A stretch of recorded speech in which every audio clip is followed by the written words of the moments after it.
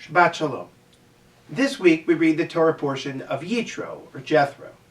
Jethro is Moses' father-in-law, but it's what's contained in this week's Torah portion that makes it one of the most famous in all of the Torah.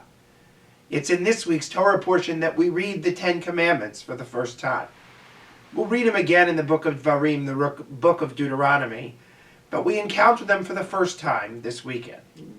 They are, of course, 10 of the most famous laws that we have in all of Judaism.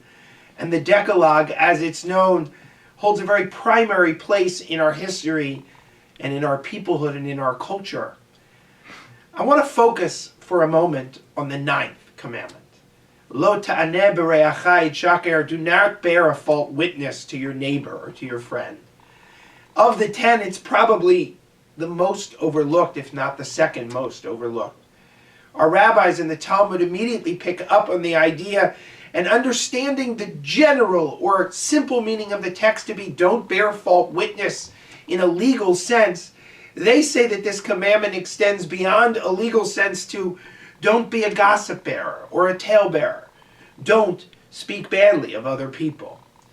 It's interesting because those two things, though related by speech, are actually very distinct. But I think our rabbis understood something very important. When you are a false witness, it's rare that you do it on purpose. Oftentimes you think you're telling the truth, or even worse, you've convinced yourself that you're telling the truth.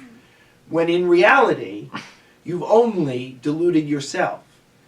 And that can lead to untold damage. Gossip is the same way. We might say, oh, this is true about that person. They deserve us talking about them in this way. But what might start out with a grain of truth, or even trying to masquerade as the truth, can turn into something so horribly damaging that it can truly and utterly injure a human being for a long time. This month in the Hebrew school and throughout the synagogue, we've been discussing Shmirat HaPeh, looking at how we speak.